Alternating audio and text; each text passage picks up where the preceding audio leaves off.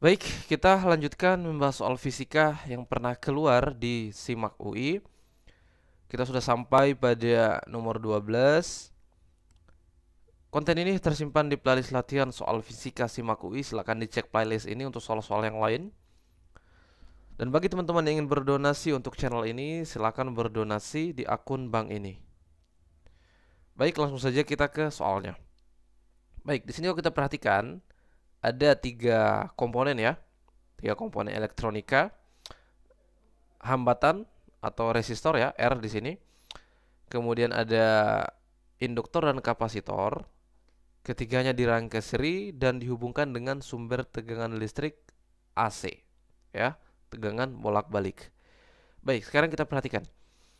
Jika frekuensi pada sumber AC diperbesar, ya, sumber AC itu tidak hanya memiliki besaran tegangan dan arus, tapi juga memiliki besaran frekuensi, ya.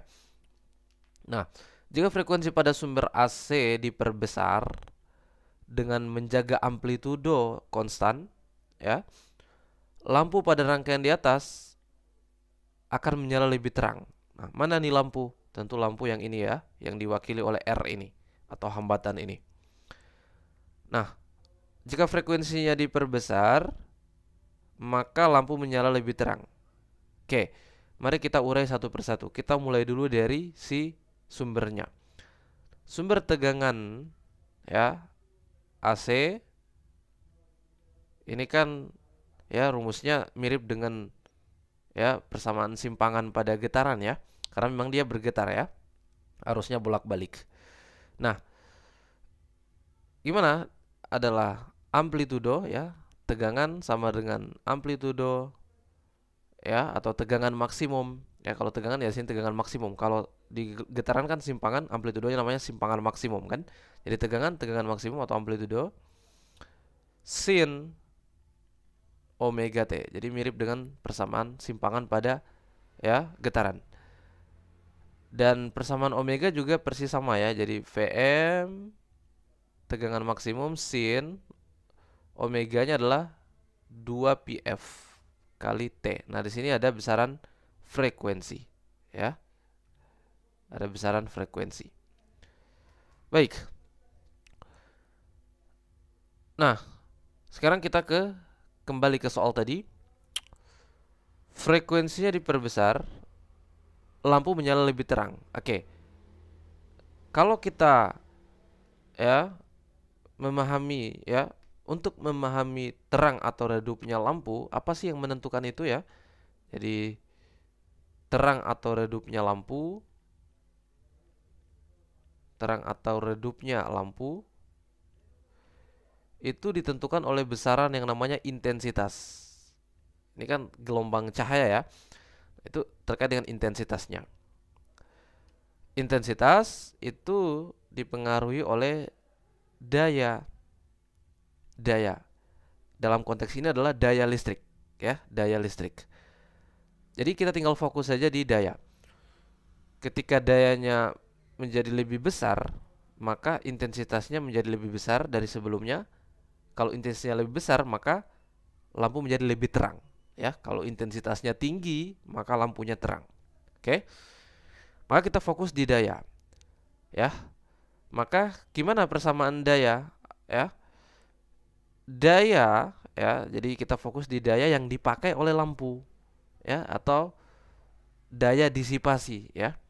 Daya disipasi atau daya yang dipakai oleh lampu dengan hambatan R itu kan persamaannya sama dengan persamaan pada sumber tegangan DC ya. Persamaannya persamaan umum sama, yaitu I kuadrat kali R. Nah, I kuadrat kali R. Arus yang mengalir di lampu tersebut dikuadratkan kali hambatan lampunya. Oke. Sekarang arus yang mana nih? Kita tahu pada AC itu kalau kita berbicara tegangan dan arus itu ada tiga nilai. Ada nilai sementara atau nilai sesaat, kemudian nilai maksimal dan nilai efektif. Ya, arus yang dimaksud di sini adalah arus efektif, ya, atau arus yang terbaca di alat ukur itu arus efektif. Oke. nilai hambatan ini tetap ya, R ini tetap. Maka kita dapatkan besaran kunci berikutnya adalah arus efektif. Jadi arus efektif lah yang memengaruhi daya karena R di sini konstan ya. Lalu bagaimana persamaan arus efektif? Arus efektif ya adalah tegangan efektif bagi impedansi. Nah, apa ini impedansi? Hambatan pengganti atau hambatan total dari ketiga komponen di atas. Ya. Oke, sebelum kita ke impedansi, jadi impedansi ya Z. Nah, tegangan efektif itu rumusnya adalah tegangan maksimum ya, amplitudo tadi per akar 2. Sama ya, arus efektif juga adalah arus maksimum per akar 2. Kemudian per impedansi Z ya. Oke, baik. Ya, jadi kita mulai teliti nih, kita mulai analisis apa variabel kuncinya di sini ya. Tadi kita tahu dari intensitas, kemudian di situ kita dapat variabel daya, kemudian kita dapat variabel arus efektif. Jadi arus efektif lah yang mengaruhi daya. Dan setelah kita tarik lagi ya, ternyata arus efektif di situ ya, di sini tegangan maksimumnya konstan, berarti di atas ini ya, ini tetapan nih. Maka yang variabel adalah Z. Maka kita dapat besaran kunci berikutnya adalah Z, impedansi ya. Jadi impedansi ini yang mengaruhi I efektif. Z yang variabel. Nah, sekarang kita periksa Z. Apa persamaan Z atau impedansi? Z itu adalah ya, Z kuadrat sama dengan R kuadrat tambah, nah gini, lampu itu hambatannya R.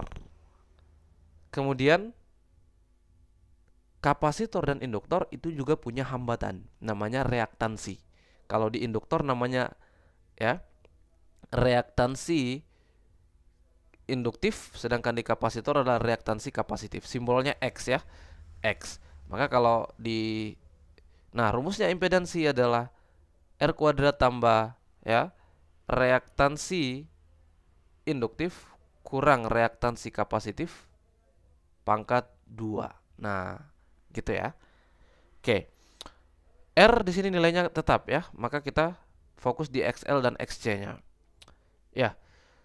Jadi Z ini sekali lagi impedansi ya, hambatan pengganti atau hambatan total dari ketiga hambatan di atas, R, XL dan XC. Nah, nilai XL itu sendiri adalah ya, XL itu adalah omega kali L, yaitu 2πf kali L ya, induktansi ya, 2πf kali induktansi. Sedangkan XC atau reaktansi kapasitif itu adalah seper omega ya C, kapasitansi ya, maka ini menjadi seper 2πf kali C ya, kali kapasitansi. Nah, persamaan ini juga paling jelas kalau kita kaitkan dengan diagram fasor ya, untuk persamaan impedansi itu. Baik. Nah, oke, kita ulang lagi ya. Tadi dari I, P ya, daya, kemudian di daya itu kita tahu hambatannya konstan, maka yang variabel adalah arus efektif. Jadi arus efektif ini variabel kuncinya, dan kita turunkan lagi, ternyata variabel kuncinya adalah impedansi, dan di impedansi ya ada R-nya konstan, XL dan XC-nya yang variabel. Dan kalau kita keluarkan lagi, ternyata memang variabel kuncinya di sini adalah XL dan XC ya. Kenapa? Ketika frekuensinya berubah, ketika frekuensi berubah, maka XL dan XC-nya berubah. Ya kan? Ketika XL dan XC-nya berubah, maka Z berubah.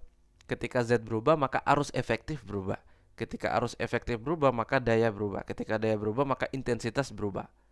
Itu yang mempengaruhi terang atau redupnya lampu.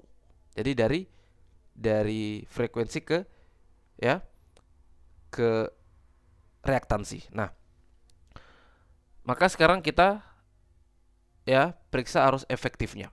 Ya, kita periksa arus efektifnya. Nah, gini. Arus efektif ya. Arus efektif ya, karena kalau kita sudah tahu arus efektifnya naik atau turun, maka kita sudah bisa tahu dayanya gimana, ya kan? Arus efektif. Nah, ini tegangan maksimum kan konstan ya, amplitudo per akar 2. Maka di atas itu ya, atau pembilangnya konstanta ya. Kita misalkan saya C konstanta ya, atau K saja ya, konstanta, sebuah konstanta per Z ya, per Z. Nah, oke, maka ini menjadi ya di situ I kuadrat ya, I kuadrat. Oke, kita ambil kuadrat di sini ya. Ini konstanta tetap ya, konstanta kan nilainya. Jadi dikuadratkan pun tetap konstanta juga ya. Kita misalkan K ini Z kuadrat. Oke. Maka nih menjadi K ya per ya R kuadrat tambah XL kurang XC pangkat 2. Nah, sekarang kita baru bisa menganalisisnya secara utuh. Oke, sekarang ketika frekuensinya dinaikkan ya, ketika frekuensinya dinaikkan, ini kita periksa nih apakah pernyataannya benar atau tidak ya. Ketika frekuensinya dinaikkan, apa yang terjadi? Frekuensinya dinaikkan, maka XL-nya ya, XL-nya naik, ya kan? Ini naik atau meningkat. Nilainya meningkat. Dan XC-nya justru turun ya, ini turun. Ya kan? Nih. Ketika F-nya dinaikkan, maka XL-nya ikut naik dan di XC-nya justru turun karena dia pembagi ya. Ketika F-nya besar, pembaginya besar, maka XC-nya jadi turun. Nah, apa yang terjadi ketika XL-nya naik, XC-nya turun, ya, maka hasil pengurangannya menjadi besar kan? XL kurang XC-nya nilainya besar kan? Karena XL-nya naik, XC-nya turun. Ya, misalnya XL-nya nih dari 2 naik 10. Terus XC-nya jadi 5 turun 1 misalnya. Nah, maka hasil pengurangannya menjadi besar. Ketika dikuadratkan lagi, maka menjadi lebih besar lagi. Artinya pembaginya besar nih. Pembaginya besar ya. Jadi ketika frekuensinya naik, maka pembaginya ini besar. Ketika pembaginya besar, ketika pembaginya menaik ya, pembaginya meningkat, maka nilai arus efektifnya menjadi turun. Ya kan pembaginya naik ya. Pembaginya naik. Pembaginya naik nih. Karena tadi XL-nya naik, XC-nya turun. Maka kalau dikurangkan hasilnya besar, dikuadratkan lebih besar lagi. Nah, jadi ini naik, maka arus efektifnya turun. Nah, ini arus efektifnya turun. Ketika arus efektifnya turun, maka dayanya turun nih. Ini dayanya turun. Ya, dayanya turun. Ya kan? Jadi I efektifnya turun, maka tentu dayanya turun. Ketika dayanya turun, maka intensitasnya turun. Ketika intensitasnya turun, maka terangnya menjadi berkurang, menjadi redup. Ya, cahaya lampu menjadi lebih redup. Terangnya menurun. Oke. Maka di sini jelas pernyataannya salah. Oke. Ya, kemudian kita perhatikan alasan atau sebabnya. Jika frekuensi diperbesar, maka reaktansi induktif induktor membesar. Ketika F-nya diperbesar, reaktansi induktif induktor XC-nya besar. Benar ya? XC-nya besar. Ya. Sorry, XL-nya ya. Reaktansi induktif induktor. Jadi XL-nya naik atau besar. Benar ya? Oke, kita lanjutkan. Sehingga sebagian besar arus dari sumber akan melewati lampu, mengakibatkan lampu menjadi bertambah terang. Oh, salah. Ya kan? Salah nih. Salah ya. Lampu kan menjadi lebih redup dari sebelumnya. Oke. Jadi pernyataan ya, pernyataan salah, alasan atau sebab juga salah. Nah, kalau di opsi jawabannya adalah E ya. Ya. Jadi di sini kita dapatkan variabel kuncinya adalah di reaktansi ini. XL dan XC. Ya, karena itu akan mempengaruhi impedansi dan impedansi akan mempengaruhi arus efektif akan mempengaruhi daya akan mempengaruhi intensitas dan intensitas sebagai indikator terang atau lebih redupnya lampu ya dari sebelumnya.